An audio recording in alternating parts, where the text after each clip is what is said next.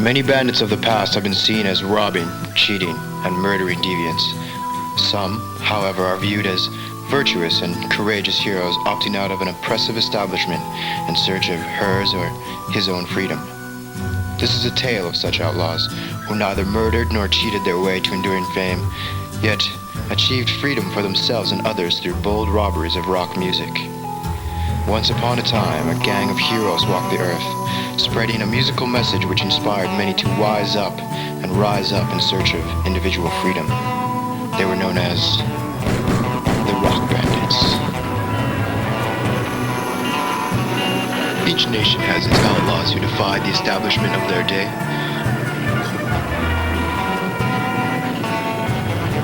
The United States had its train robbers. Australia, its bushrangers. England, its highwaymen. And Canada, the Rock Bandits. Much like Robin Hood of Sherwood Forest, who stole from the corrupt establishment to make a better world for the citizenry, Billie Jean, Dantana, Croc Bazooka, Mike, and Fernanda. Each has her or his permanent place in the legends of their country, not only in popular ballads and biographies, but in academic studies and serious movies. The Rock Bandits, as they later came to be called, were a band who had it all except venues to play, an appreciative audience, an accommodating industry, and new instruments. They were very talented and extremely disenchanted, beaten down by an unrelenting system of poor, limited venues, sleazy promoters, disinterested labels, and an uncaring industry of commodity. The band could not go on.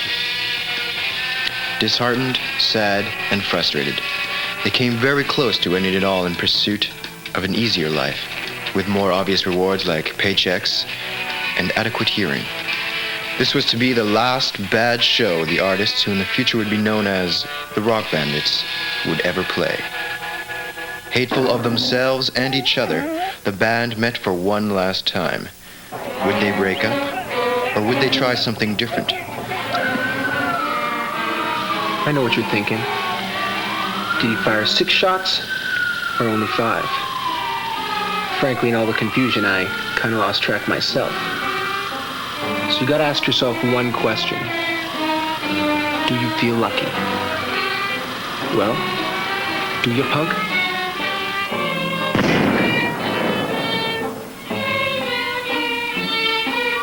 Something had to give.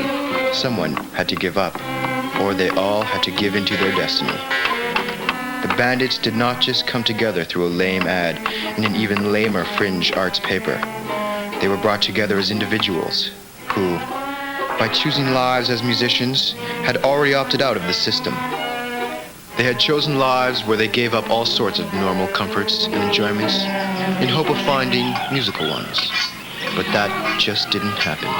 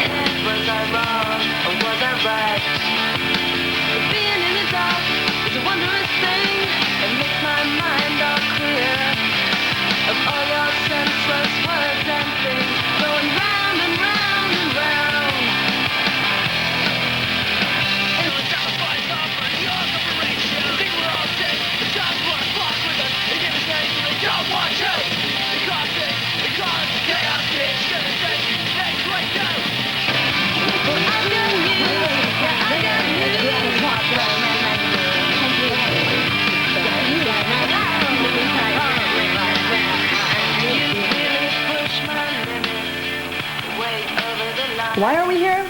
We're here for one reason and one reason only, and that's to rock. We all want to play, we all want to be heard. I told you before, we weren't born free. The only way we're going to find our freedom is to take it. We're going to take the rock, and we're going to take it now. Now shut up and go get Mama her scotch.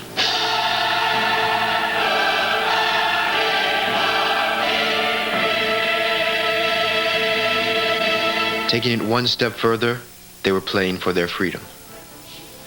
The next night, a very large and successful band was to play at one of the city's larger venues. With a signal, they met at the door leading to the backstage with bandit masks, a plan, and a whole lot of attitude. Knock off the planet thick. Okay, all right. Where's Crack? Where the I don't hell's know. Crack? How do I look? Can you tell it's me? No, I can't Can you tell tell. it's me here? Quick. 846594, remember that number. Let's go. Shit.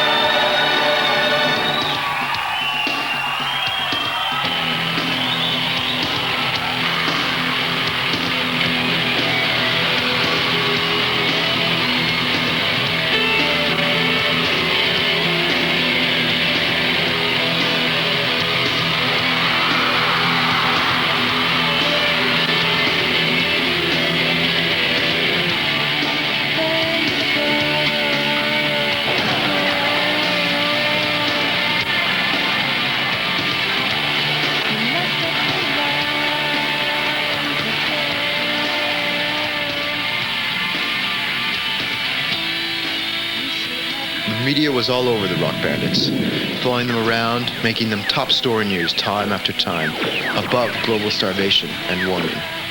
They were dubbed the pre-millennium freedom rockers due to their banditing everywhere and everything. No one knew where or when they would show up. They just knew that they would. They bandited everything from stadium concerts to presidential inaugurations. What the band did not realize at first was that they represented the many hopes and aspirations of their peers, while at the same time symbolizing escape from many shared oppressions and frustrations. Their actions of taking the rock symbolized an attempt for change, an attempt at freedom. Like the highwaymen of days past, the Rock Bandits adopted a nomadic way of life, always on the move to evade capture, hiding out with their gang for a while in some remote sanctuary, then moving on all around the world. Such discomfort, matched with an unparalleled ability to, as one fan stated, screw the man, helped generate popular sympathy. Like the heroic bandits of the past, their identification with a sympathetic political cause provided excuses and reasons to steal the rock for their many fans.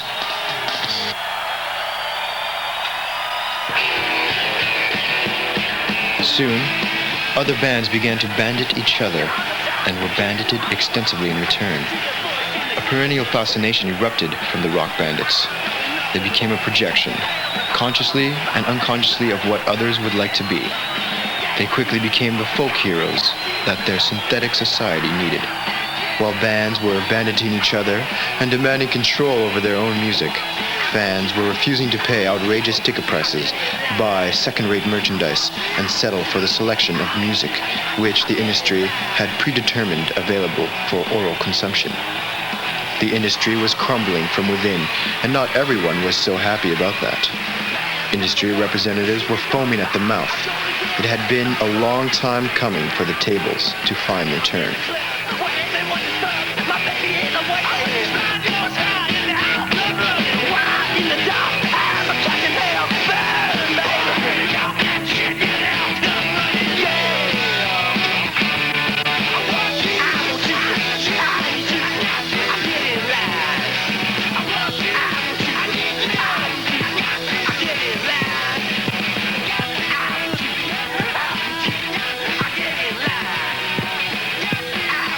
On sort la boule, tout le monde à terre. Toi, donne-moi l'argent, frère. C'est le rock bandit, je sais que c'est le rock bandit, mon Dieu. Oh, oh, les rock bandits. Oh, les rock bandits. Oh, c'est mignon.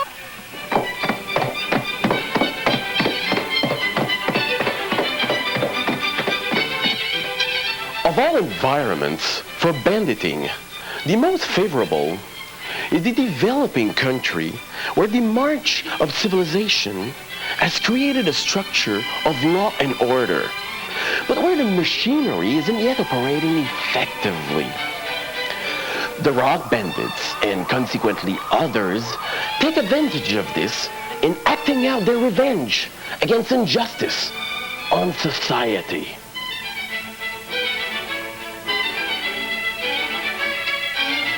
While the rock bandits were traveling across the world banditing tours, back home it was not long before the enemy was seen as those beyond the keepers of the tunes. Bandits flourished in areas besides music. Philanthropic and political banditing soon came to be commonplace.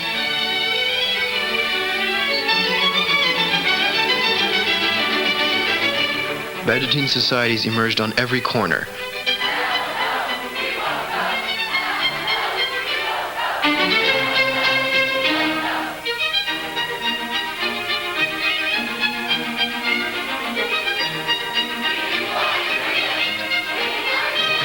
Science was bandited back to the people, away from the industry, away from the pharmaceutical companies. Disgruntled filmmakers bandited all festivals, including the infamous Park City. They also implemented the libre montage law, which in essence prevented them from ever being sued for copyright infringements. Supermodels, out of work ever since average and above average sized women bandited back fashion, now stuff themselves to be able to fit into the designer clothes and to walk the runways again.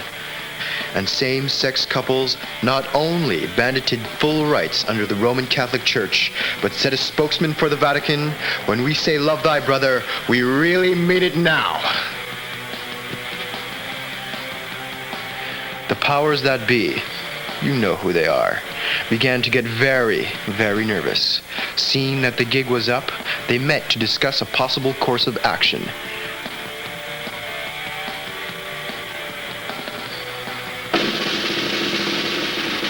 Hello and welcome to the Manny White Show. Banditing, criminal or expression? What started out as a musical statement by the rock bandits has snowballed into a societal movement. Please welcome my guests who will be discussing this timely issue. Ex-Congressman Mr. Seymour Wright, Gina Sparkle, President of Women Against Patriarchy, and Mr. Jude Smith, author of the bestseller 12 Steps to Curbing Your Banditing Addiction. Mr. Wright? Right. Our society has been carefully planned and constructed. We've worked very hard to get where we are today. We've worked even harder to maintain and facilitate order. All this has gone to pot, literally, by banditing. That's working against patriarchy, Manny. I personally think that banditing has been necessary and important. You have to take control over your own exploitation because, as history shows, no one's going to do it for you, so why bother waiting around for it? Banditing provided me with opportunities and sensations I never would have felt if I'd simply waited around for them. Mind you, If in the wrong hands and taken to excess, banditing can be like firearms or a laugh track, dangerous. You're better off being part of the social machine, playing all roles in society, contributing to its running, and being paid in return. Bullshit! I'm sorry. Can I say that? Sure I can. Those are your rules, not mine. I certainly lost control when I was addicted to banditing. The only rules were, well, there were no rules. Society needs to be structured, ordered and controlled. This banditing is dangerous. I quite agree. In my book, I chronicled the 12 steps that a man must take in his dangerous journey. One man's journey. Okay. I organized various women's banditing excursions which reflect the diversity and needs of all women. I have also successfully instituted at the elementary level girls banditing classes to make sure that this is not another thing appropriated by and for you know who. Step 1, get past the anger. Step 2, learn to accept the denial. It is far better to earn one's own bread than steal that of others. Step 3, try to understand why you feel the need to bandit. The exhilaration, the sexual arousal, the freedom, the intensity. My organization feels that since there is not equal access to bread, you have to bandit the fresh loaf instead of settling for the crumbs and croutons they give you to choke on.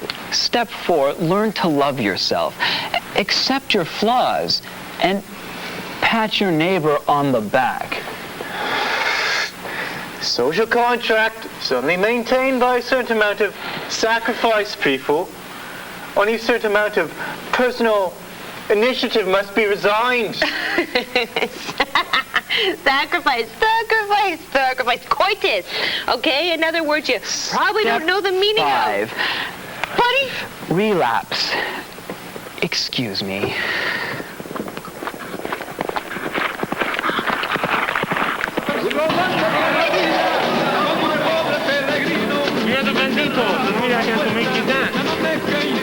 Buy my book at all your fine bookstores, $21.95 out. Hardcover.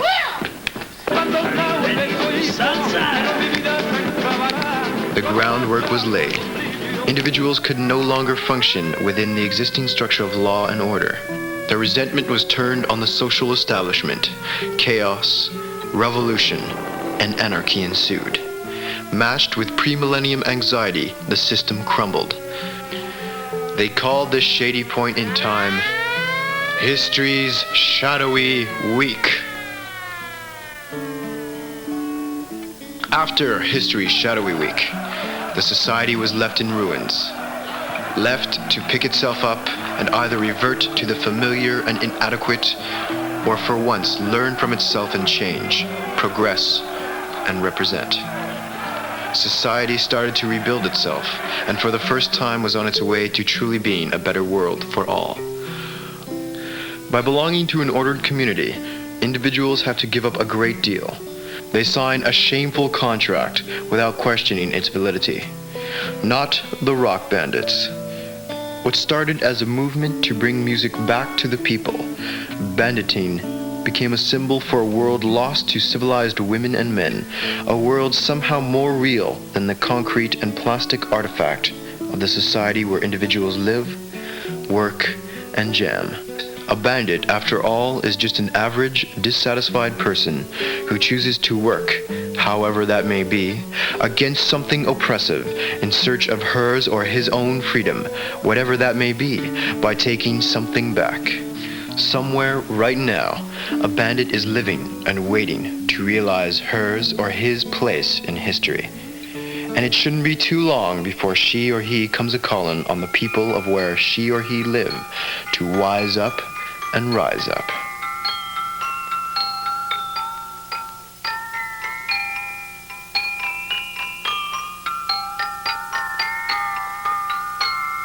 Hi, you reached the Rand line. Yeah, I'm taking a piss right now, and I'd like to say that I think the Rock Bandits took off with my fender last night. but that's okay, because they rock. Hi, this is Bandit Girl, and my rant is about those sexy rock bandits. I want them all. They're so hot. They can hog tie me and saddle me up. Yeah, hi. I'm in a band, and I just want to let you know that the rock bandits suck. They really suck. That's all. I'm vice president of Sony Records, and I don't think it's fair that we're being portrayed as the natural enemy. We're not unsympathetic to the entire musical community at all. We love and respect each and every one of you.